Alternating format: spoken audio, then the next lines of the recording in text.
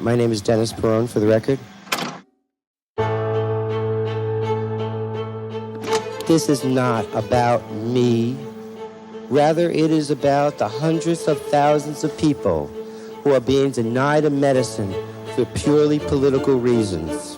In the middle of the war on drugs, with 15,000 people in jail for marijuana, I attempted to get marijuana to sick and dying people.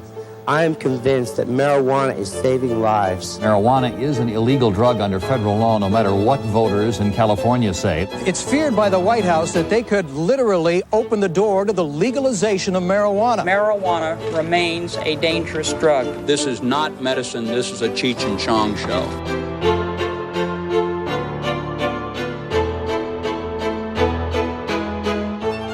Calling marijuana medicine sends a dangerous message. If law enforcement people don't like the message, they really don't like this messenger.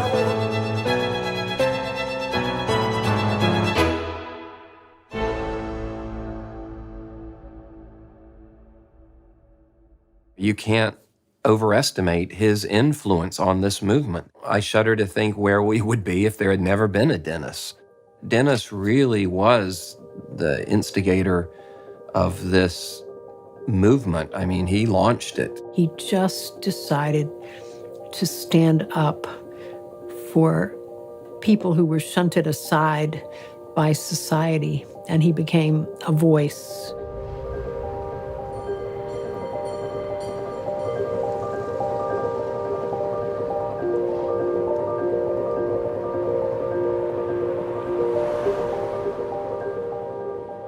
So much came out of this place.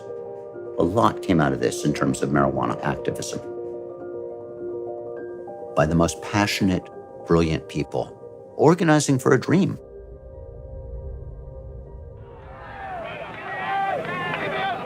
Back in 1982, it was a difficult time to be a marijuana activist. But we took the position that the law should change, that these laws were wrong, that they were harming people, and that we wanted to get that front and center. We wanted that in the paper. We wanted people talking about that. And that is why I joined the Yippies. We'd bring like 5,000 people together in Manhattan, down in the village, and we would bring in speakers. And Dennis was our very greatest speaker, ever. And he'd get up there on stage and he'd say, "My name is Dennis Peron. I'm a gay man from San Francisco, and I've come here to speak to you tonight about legalizing marijuana."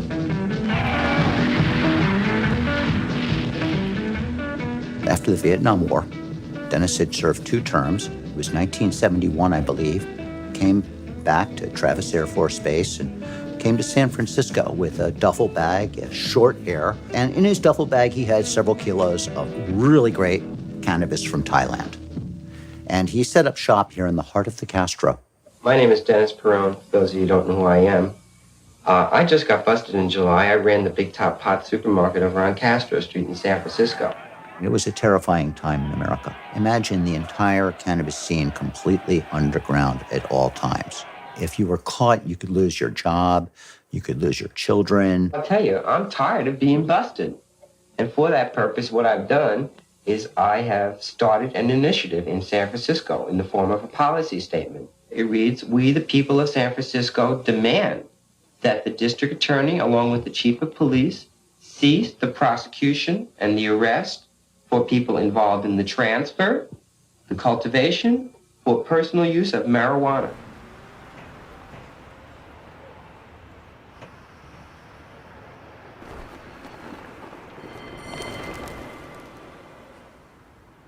Come here, guys. Let's stay in a pack.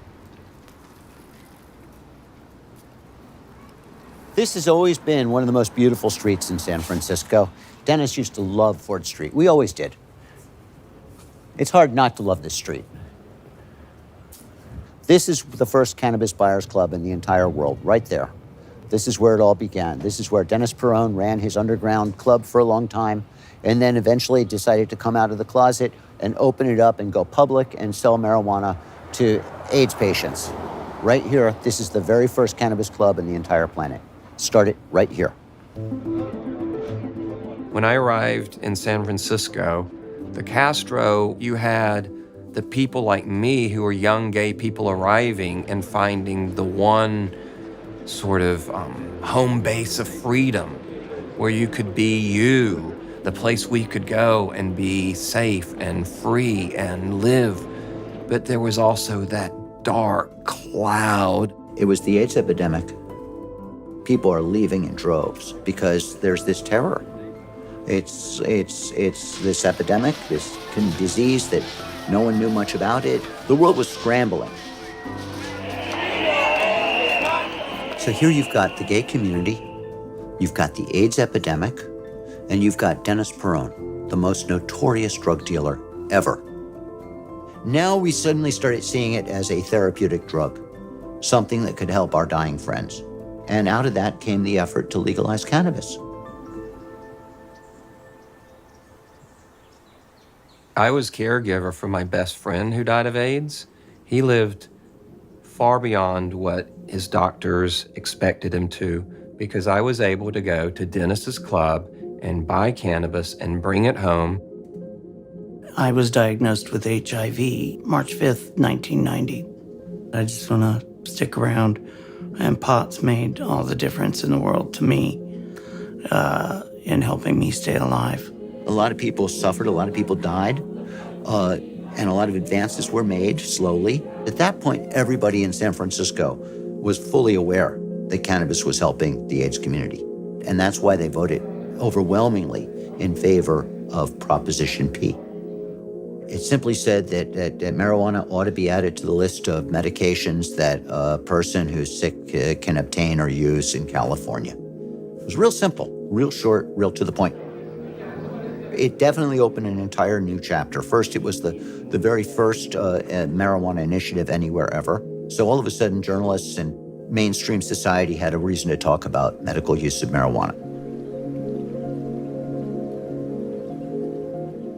That was, I think, the key insight of Dennis, namely to go medical and to do it in San Francisco first. In fact, everybody here... As soon as it passed, it sent a really strong message to the city and allowed Dennis to begin operating a medical marijuana club. I had the good fortune of meeting Dr. Todd Micarea, who was sort of the earliest active practitioner of cannabis medicine.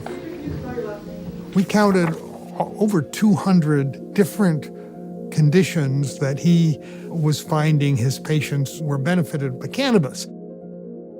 I discovered that there was an iceberg here of which we had only seen the tip. I was diagnosed with glaucoma a year ago, April, and I've been told for years that it would help the pressure of glaucoma. Well, I have AIDS, and I've had AIDS for 15 years. But I take it because it increases my appetite, and it makes me feel better. Every age group, every medical condition. And that turned into a really neat thing. Because instead of just a bunch of guys with AIDS, suddenly you had women going through chemotherapy. You had older guys with arthritis. You had young kids with non-Hodgkin's lymphoma. It was remarkably supportive. Dennis was particularly aware of people who were kind of forgotten by society. So we would get calls from all over the place of people trying to find out what they needed to do to get a prescription. Because of my experience as a nurse and having worked with doctors who understood medical marijuana's usefulness, I talked to the press about that. I wrote letters to the editor. Dennis, he just understood that you had to use the media to change the greater opinion of the public. That was the best way and really the only way to do it effectively. Marijuana that happens to be baked into brownies. A San Francisco woman who has smoked the stuff for decades says her marijuana brownies are good for the AIDS patients she visits every week. Not surprisingly, the police think otherwise. Brownie Mary, as she's called by friend and foe alike, is in big trouble again. Caught in the act of baking up 20 dozen marijuana brownies, most of which, she says, were intended for dying AIDS patients. The Brownie Mary bust, it was a godsend. I mean, you couldn't script a more humanitarian scenario than what this was. It's an appetite stimulant. I mean, God, they can eat a brownie, and in 2 hours, they're ready to eat a big meal. For the past 9 years, Brownie Mary's been volunteering once a week here on the AIDS ward at San Francisco General Hospital. I just smoke my joints, a couple joints a day. I think that Brownie Mary's arrest gave Dennis an entree to the media to be able to make the case that they had not been hearing before. Mary was running this whole underground operation. Dennis was running his own underground string of clubs, his club business. So we basically decided to fuse the two together and create a cannabis club just for AIDS patients. It was called the Cannabis Buyers Club. We allowed the media to come in. We gave them unlimited access to the club. We asked them to ask folks why they were there. It helps the pain go away. It helps my mind, take my mind off the pain. It completely changed the way people saw cannabis. People saw it as medicine. And it built a community.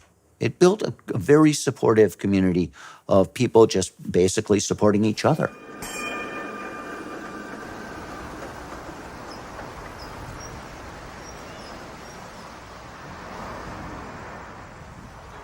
So the patients with AIDS and cancer and other serious illnesses who came to the Cannabis Club, they found they were able to access this medicine in a safe, clean environment for a known price. It was a time where there weren't many medications available for HIV. I was a bud tender, a lead bud tender. I'd open the bar, get bags ready, do the menu board for the menu of the day.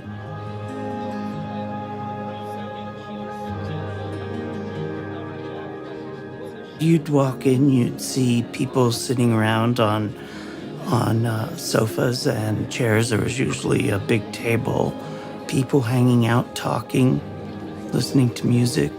Most were in little groups, smoking pot, just having a good time. When I was first behind the bar, people were terrified to come in. They were afraid we were going to be shut down at any moment, that we'd be busted. And I'd have to remind them, this is a sanctuary. There were times Dennis said, it's okay to give it away or a little extra. It was like a family.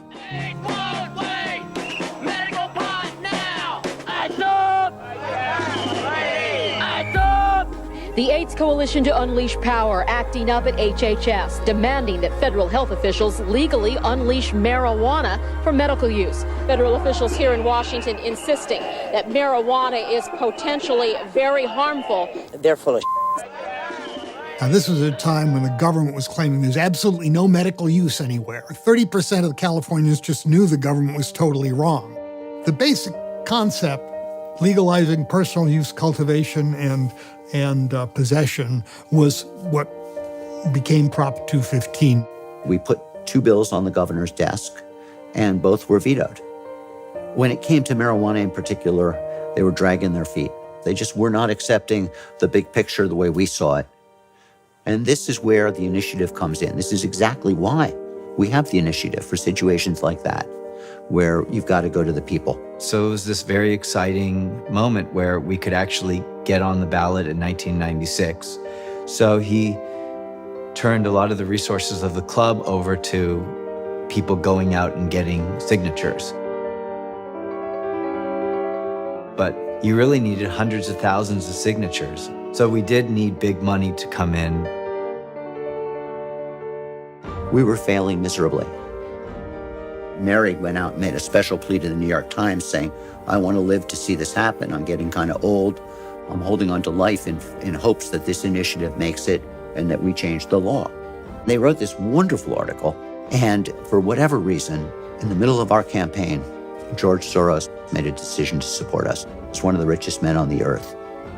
He hired the best signature gatherer in the state of California, and we made it. We ended up turning in 763,000 signatures. So they decided to stop us.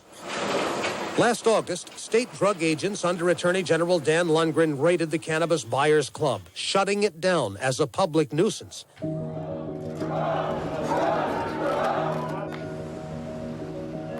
We told the media, we're not going to defy them. We're going to stay closed, and we're going to let the general public decide. All around us, in various places, other people started selling cannabis, doing exactly what we had been doing, just doing it in another place. And we celebrated every one of those clubs.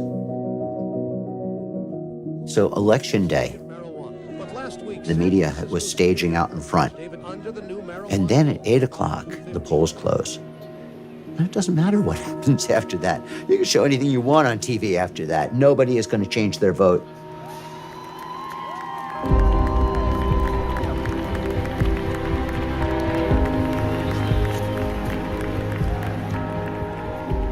We partied. When midnight came, I lit up a joint for a cancer patient that I knew, making it for the first legal toke in California. Dennis's basic quote at that point was real simple. The people have spoken. Democracy has won. The rest is history. I don't think people realized how significant it actually was until actually later, because it had such a huge effect on the country and the politics of California. Medical marijuana completely changed the image of cannabis. Growing and selling marijuana to sick or dying people. This club is ground zero, the heart of a national movement. Finally, we had gotten out from under this decades-long restriction against using cannabis by a vote of the people, letting the people have their voice. It triggered a lot of research. People started paying attention to marijuana as a medicine. Dennis is my hero. It was a high point in my life, is that I was a part of this movement. He stood up and he put himself at risk. I mean, he was jailed and he was vilified. We changed everything. We completely altered the economics of pot, and we completely changed the social acceptability. He was brilliant. He was so sharp in terms of public relations and politics and the pressure point that a humanitarian approach could put on a political conundrum. How to hit a pressure point that would get the political response you wanted from your opposition. All of which came together to make him the guy that was able to galvanize us, fighting for a better world. The whole movement really owes him an incalculable debt. Obviously, federal law has to change. That will be the light at the end of the tunnel, and everything will be different then. You can't put the genie back in the bottle.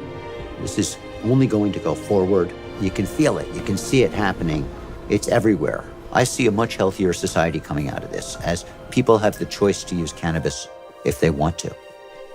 Dennis Perone will always be remembered as the man who legalized cannabis. Period.